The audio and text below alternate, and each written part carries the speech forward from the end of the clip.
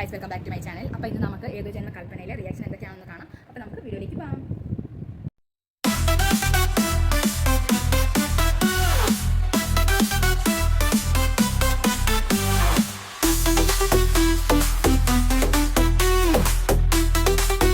ഇങ്ങനെ തന്നെ കാണിക്കുന്നത് നമ്മുടെ അശ്വിനും ആകാശും എനിക്ക് അടുത്ത് നിന്ന് സംസാരിക്കുന്നതാണ്. എനിക്ക് ജെറ്റിലേക്കാന്ന് പറയുന്നത് നീ എങ്ങനെ ശ്രുതിയുടെ വീട്ടിലെത്തിയിട്ട് അങ്ങനെയുള്ള കാര്യങ്ങളൊക്കെ അപ്പം ഞാൻ പോയിട്ടില്ലല്ലോ, ഞാൻ ഇതിലും പോയിട്ടുള്ളൂ.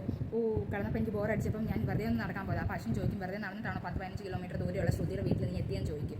എനിക്ക് ജെറ്റിലേക്കായിട്ടുണ്ട്. അങ്ങനെ അവിടെ കുറച്ച് ഡിസ്കഷൻ കാര്യങ്ങളൊക്കെ അന്നേരം നടക്കും. എന്നിട്ട് എനിക്ക് പറയും അതിനെന്താ നമുക്ക് ഇഷ്ടമുള്ളവരെ ന്യൂ ഇയറിന് പോയി വിഷ് ചെയ്യാമല്ലോ, അതിനെന്താ കുഴപ്പം, ചിലപ്പോൾ ഞാൻ പോയി കാണും. അങ്ങനെ ഒരു ഇതൊക്കെ ഇങ്ങനെ നിൽക്കുമായിരുന്നു. അപ്പം അശ്വിൻ അങ്ങനെ ഡാമെന്ന് പറഞ്ഞിട്ട് ദേഷ്യപ്പെട്ട് അവിടെ നിന്ന് പോവാണ് ചെയ്യുന്നത്. അപ്പം ആകാശ് ചിരിച്ചുകൊണ്ട് പറയും ഹാപ്പി ന്യൂ ഇയർ എനിക്ക് ബ്രോ, അന്ന് ഇനി അടുത്ത ജെറ്റിലേക്ക് വരുന്നതിന് മുന്നേ കിടന്നു, അധികം നിൽക്കാതിരിക്കുന്നത് നല്ലതെന്ന് പറഞ്ഞിട്ട് അങ്ങനെ ആകാശ് അവിടെ നിന്ന് പോവാണ്.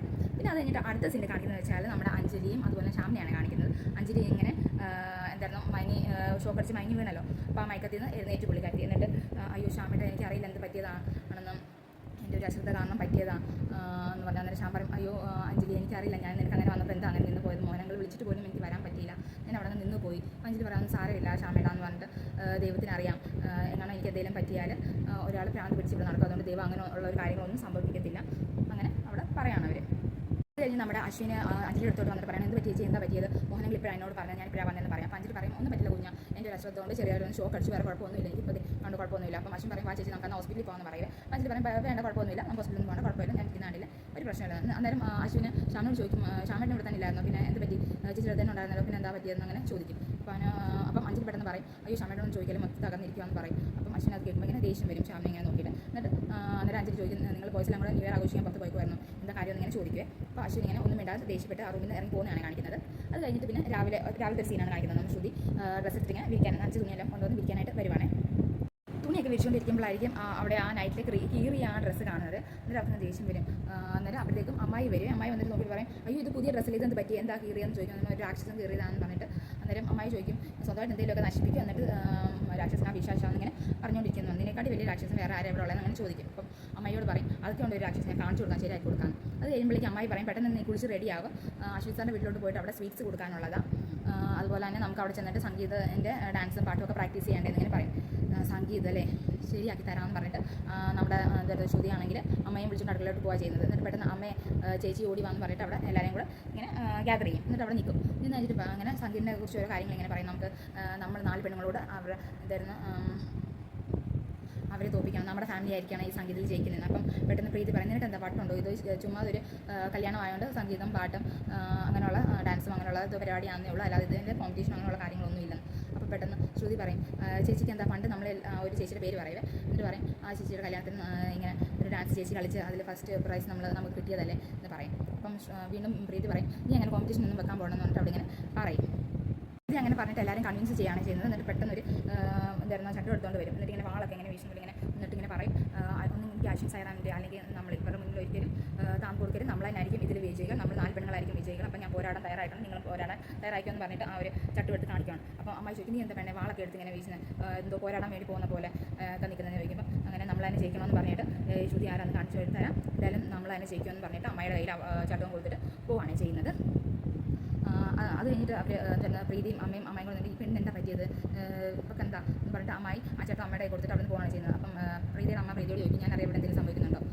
ഇല്ല അത് വെറുതെ അവിടെ അമ്മായി ദേഷ്യം പെട്ടി ഞാൻ പറഞ്ഞാന്ന് പറഞ്ഞിട്ട് പ്രീതി അവിടെ നിന്ന് പോകും. അപ്പോൾ അമ്മ പറയും ഈ പെണ്ണിൻ്റെ കാര്യം എന്ന് പറഞ്ഞിട്ട് അവിടെ നിന്ന് ചിരിച്ചുകൊണ്ട് പോകാൻ ചെയ്യുന്നത്. അത് കഴിഞ്ഞിട്ട് പിന്നെ നമ്മുടെ അടുത്തത് കാണിക്കുന്നത് വെച്ചാൽ നമ്മുടെ അശ്വിൻ്റെ വീടാണ് കാണിക്കുന്നത്.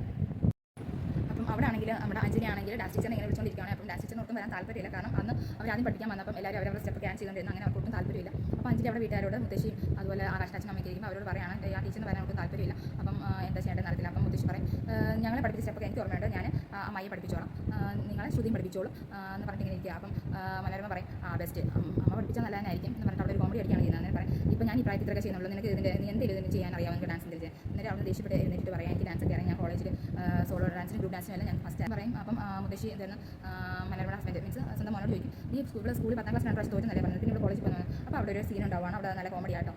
നമ്മുടെ മനോരമ അന്നേരം ഓരോന്ന് പറയും എന്നാൽ പിന്നെ ഞാൻ സ്കൂളിൽ എവിടെയും പോയിട്ടില്ല അംഗീകരിച്ച് വെക്കാൻ വയ്യാന്ന് പറഞ്ഞിട്ട് ദേഷ്യപ്പെടും. അപ്പം അവിടെ അതായത് മോഹൻ എന്നാണ് പുള്ളിക്കാരൻ്റെ പേര്. മോഹൻ പറയും അയ്യോ അമ്മ ഇവിടെ കോളേജിൽ സ്കൂളിലെല്ലാം പോയിട്ടുണ്ട്, എല്ലാത്തിനും നമുക്ക് ഫസ്റ്റ് ഡാൻസ് പാട്ട് വല്ലതും ഒക്കെ അറിയാം എന്ന് പറഞ്ഞിട്ട് അവിടെ അങ്ങനെ ആ ഒരു സീൻ അവിടെ നിൽക്കുവാണ്. അങ്ങനെ ശ്രുതി നമ്മുടെ അശ്വിൻ്റെ വീട്ടിലെത്തുവാണ്. അപ്പം ബെല്ലടിക്കും. പെട്ടെന്ന് എനിക്ക് ഇങ്ങനെ ആലോചിച്ച് നിൽക്കുമായിരിക്കും എന്താ ശ്രുതി വരാത്തതെന്ന് പറഞ്ഞിട്ട്. പെട്ടെന്ന് ഇങ്ങനെ ബെല്ലടിക്കും. എന്നിട്ട് പുറത്തോട്ട് എനിക്ക് പോയി കഥ തുറന്നു കൊടുക്കും. അന്നേരം ഞാൻ ശ്രുതിയെ വെയിറ്റ് ചെയ്തിരിക്കുമായിരുന്നല്ലോ, ഇപ്പോഴാണോ വന്നത്? അപ്പം ആണോ സാർ, ഞാൻ നമ്മുടെ സംഗീതത്തിൻ്റെ കുറച്ച് പ്ലാനിങ് ചെയ്യുമായിരുന്നു. നമുക്കിതൊരു മത്സരമാക്കി മാറ്റിയാലോ, രണ്ട് കുടുംബവും തമ്മിലുള്ള വലിയൊരു കടുത്തമായിട്ടുള്ളൊരു മത്സരം അങ്ങനെ ചെയ്താലോ. അപ്പോൾ എനിക്കിങ്ങനെ കുറച്ച് ആലോചിച്ച് ശരിയാണ്, നമുക്ക് നോക്കാം, അതായിരിക്കും ഒന്നുകൂടെ നല്ലതെന്ന് പറഞ്ഞിട്ട് ഇങ്ങനെ നിൽക്കുവാണ്. അപ്പോഴാണ് ഇങ്ങനെ അപ്പം ഇടയ്ക്ക് ഒരു ഈച്ച വന്ന് നിൽക്കും. കുറേ പ്രാവശ്യം ഇങ്ങനെ ചാടി ഇങ്ങനെ അടിക്കാൻ നോക്കും. ചാടി അടിച്ചുകൊണ്ടിരിക്കുന്നതിൻ്റെ ഇടയ്ക്കാണ് പെട്ടെന്ന് നമ്മുടെ അശ്വിൻ വരുന്നത്. അശ്വിൻ എന്നിട്ട് അതിങ്ങനെ കണ്ടുകൊണ്ടിരിക്കുകയാണ്. അതായത് എനിക്കും ശ്രുതി ഇടയ്ക്ക് സംസാരിക്കുന്നുണ്ട്. അത് കഴിഞ്ഞിട്ട് അകത്തോട്ട് എനിക്ക് ശ്രുതിയുടെ കൈ പിടിച്ചുകൊണ്ട് കയറി പോവാണ് ചെയ്യുന്നത്. അശ്വിനാണെങ്കിൽ ഇത് ഒട്ടും പിടിക്കുന്നില്ല, ഭയങ്കര ദേഷ്യത്തോടെ ഇങ്ങനെ മുഖം ചുമന്നിരിക്കുകയാണ്. അപ്പം ഇവർ രണ്ടും കൂടെ സംസാരിക്കുന്നുണ്ട്. എന്നിട്ട് ശ്രുതി അവിടെ നിന്ന് ഇങ്ങനെ ചാടി കൊത്തുനെ അടിക്കുന്നുണ്ട്. ഇതിനെങ്ങനെ ഞാൻ അടിക്കും എന്ന് പറഞ്ഞിങ്ങനെ ചാടി അടിച്ചുകൊണ്ടിരിക്കുകയാണ്. അപ്പം നമ്മുടെ എനിക്ക് പറയും ഒരു മൊസ്കിറ്റോ സ്പ്രേ കൊണ്ട് ഞാൻ പോയി എടുത്തുകൊണ്ട് പോകും. അപ്പോഴത്തേക്കും ചാടി അവൾ ഇങ്ങനെ അടിച്ചടിച്ച് അശ്വിൻ്റെ അടുത്തോട്ട് വരുവാണ് ചെയ്യുന്നത്. എന്നിട്ട് അങ്ങനെ നീ എന്ത് കാണിച്ചുകൊണ്ടിരിക്കുന്നത്, എന്താ നിനക്ക് പ്രശ്നം എന്ന് പറയുമ്പോൾ ഇതിന് മാത്രം പ്രശ്നമല്ല സാർ, എല്ലാവരും പ്രശ്നം പറഞ്ഞിട്ട് അതിങ്ങനെ അടിച്ചടിച്ച് അവസാനം വന്നിരിക്കുന്നത് ഇവിടെ നമ്മുടെ അശ്വിൻ്റെ മുഖത്താണ്. നമ്മൾ ചിലക്കാണ് വന്നിരിക്കുന്നത്. അന്നേരം സാർ അങ്ങനെ ഷൂ എന്ന് പറഞ്ഞിട്ട് ചിലക്കോട്ട് പതുക്കെ ഒറ്റൊരു അടി വെച്ച് കൊടുക്കണം. അപ്പം നമ്മുടെ അശ്വിൻ്റെ കണ്ണിൽ നിന്നൊക്കെയാണെങ്കിൽ പൊന്നിച്ച് പറക്കുക. മുഖമൊക്കെ ചുമന്ന ദേഷ്യം പിടിച്ചിട്ട് അവളിങ്ങനെ കൊതുവിനെ അടിച്ച് കളഞ്ഞിട്ട് അതിനെ അങ്ങനെ കൊന്നു പറഞ്ഞു. അന്നേരം അവൻ്റെ മുഖത്തോട് അവളിങ്ങനെ ദേഷ്യപ്പെടുക. അപ്പം അയ്യോ സാർ, ഇത് കൊതുവായിരുന്നു, കൊതുവിനെ അടിച്ചതാണെന്ന് പറഞ്ഞിങ്ങനെ നിൽക്കുമ്പോഴേക്കും നമ്മൾ എനിക്ക് വരും. എന്നിട്ട് അവളിങ്ങനെ നീ എന്താ ചെയ്യുന്നത്, അവിടെ ഒരു ടേസ്റ്റ് എന്നൊക്കെ ചോദിക്കുക. ഞാൻ ദേഷ്യപ്പെടിങ്ങനെ നിൽക്കുക. അന്നേരം എനിക്ക് ഇങ്ങനെ വന്നിട്ട് മൊസ്കിറ്റോ സ്പ്രേ കൊടുക്കും. അന്നേരം അവൾ പറയും മൊസ്കിറ്റോ സ്പ്രേ ചിലക്ക് വന്ന് ഇരുന്ന് അടിച്ചാൽ. അന്നേരം എനിക്ക് അവിടെ ഇങ്ങനെ വലിയൊരു ജോക്കായിട്ട് ചിരിച്ചിട്ട് പറയാം, അയ്യോ കൊതുവിന് കിട്ടുന്നത് എനിക്ക് ബ്ലോക്ക് കിട്ടിയോ എന്ന് പറഞ്ഞിങ്ങനെ ചിരിക്കുവാണ്. അവനാണെങ്കിൽ ദേഷ്യപ്പെട്ടിങ്ങനെ ഒന്നത് അവർ രണ്ടുകൂടെ നിൽക്കുന്നതേ ഇഷ്ടപ്പെടുന്നില്ല. അപ്പം ഇത് അടിയും കൂടെ കിട്ടി കഴിഞ്ഞപ്പോഴേക്കും പുള്ളി പോയി. അപ്പോൾ ദേഷ്യപ്പെട്ട് അവിടെ ഇങ്ങനെ ആ ഒരു സീനാണ് അവിടെ എൻഡിങ് കാണിക്കുന്നത്. പിന്നെ അതുപോലെ തന്നെ നമ്മുടെ ഒരു കാര്യം കൂടെ എനിക്ക് എല്ലാ വ്യൂവേഴ്സിനോട് പറയാനുണ്ട്. നമ്മുടെ ശ്രുതി കുറച്ച് ഓവറാണെന്നുള്ള കുറച്ച് കമൻസ് കുറച്ച് വീഡിയോസ് താഴെ ഞാൻ കണ്ടായിരുന്നു. പക്ഷേ എനിക്ക് തോന്നില്ല ഒട്ടും ഓവറാണെന്നുള്ളത്. കാരണം നമ്മുടെ കുഷി കമ്പയർ ചെയ്യുമ്പോൾ ആ ഒരു ലെവലോട് ഇനിയിപ്പം ശ്രുതി വന്നേ പറ്റത്തുള്ളൂ അല്ലേ. ആ ഒരു ഓവർനെസ്സും ആ ഒരു ക്യൂട്ട്നെസ്സും ആ ഒരു കുറച്ചുകൂടെ ഒരു ചാടി നിൽക്കുന്നൊരു ടൈപ്പായിട്ട് വന്നേ പറ്റത്തുള്ളൂ. ഓക്കെ, അപ്പോൾ എല്ലാവരും വീഡിയോ കണ്ടെങ്കിൽ ഇഷ്ടപ്പെട്ടെങ്കിൽ ലൈക്കും കമൻറ്റും ഷെയറും സബ്സ്ക്രൈബും ചെയ്യാൻ മറക്കരുത്. അപ്പം ഇനിയും ഇതുപോലുള്ള വീഡിയോസ് എന്തായാലും വരും. അപ്പം മറക്കാതെ എന്നെ കുറച്ചുകൂടെ മോട്ടിവേറ്റ് ചെയ്യാം, വീഡിയോസിന് സബ്സ്ക്രൈബ് ചെയ്യാം, ഓക്കെ, ലൈക്കും ചെയ്യാം. അപ്പം അടുത്ത വീഡിയോ കൊണ്ട് വരിക്കും. By, take care.